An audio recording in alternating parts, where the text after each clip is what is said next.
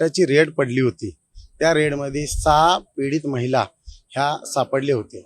त्यांचं JMFC कोर्टात कस्टडीसाठी त्यांच्या नातेवाईकाकडनं अर्ज केला होता, पण JMFC कोर्टाने त्यांना 1 वर्षासाठी तेजस्विनी शासकीयमध्ये ठेवण्याचे आदेश झालेले आहेत।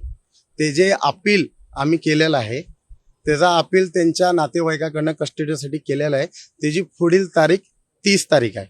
30 तारीखला आम्ही गेले 2 महिने प्रयत्नात आहे की त्यांची काय पण करून कस्टडी त्यांच्या नातेवाईकांना मिळू दे, कारण की त्यांच्याशी बोलणं असं आहे, त्यांना त्यांच्या नातेवाईकांकडे परत जाण्याची त्यांनी इच्छा दर्शवलेली आहे।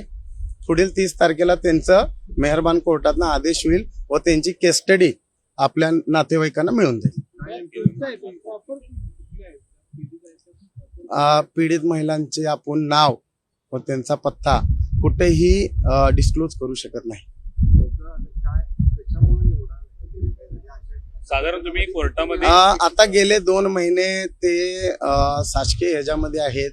दिवाळीचं एवढा मोठा सण आहे आणि पीडित जे आहेत ते महिला असल्याने त्यांना घरी जाऊन दिवाळी करण्याची इच्छा आहे, पण त्यांना अजून कस्टडी मिळालेली नाही। त्यामुळं पण त्यांना थोडं प्रेशर आणि डिप्रेशन मध्ये गेले असतील। काय आर्ग्युमेंट तुम्ही कोर्टामध्ये यावेळी केलं या सगळ्यांना सोडून? नाही, अजून आर्ग्युमेंट झालेली नाहीये। अपीलची तारीख 29 तारीख आहे।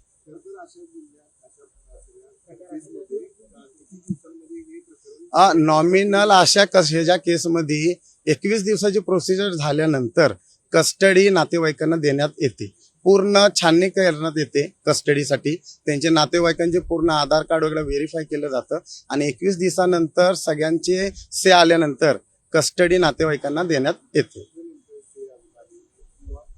नाही, खाली से वगैरे आलेला आहे। खाली प्रोबेशन ऑफिसरनं मागणी केली होती, तिथं दुसरे आमचे कलिग ॲडव्होकेट होते, तिथं अशा आदेश झालाय की त्यांना 1 वर्षाकरिता शासकीय तेजस्विनीमध्ये ठेवण्यात यावं। त्या गोष्टीसाठी आपण अपील केलेलं आहे। काय केले त्यांनी? ते पीडित महिला आहेत। स्वप्नील फार्म हाऊसवर रेड पडली होती, करवीर पोलिसांनी कारवाई केली होती, त्यामध्ये त्यांनी तिथं होते आणि ते पीडित महिला आहेत तिथं त्यांनी सापडलेले। आज जी सकाळी घटना घडली ती सकाळी त्या डिप्रेशन मध्ये येऊन त्यांनी काय तर नस कापून घेतलेली आहे स्वतःची, असं मला पण फोन आला होता। 6 पीडित आहेत। कोर्टाच्या हातात निदर्शनास तुम्ही आणून देणार आहेत? हो, 29 तारखेला मी हे कोर्टाला, मेहरबान कोर्टाला सांगणार आहे असा प्रकार घडलेला आहे।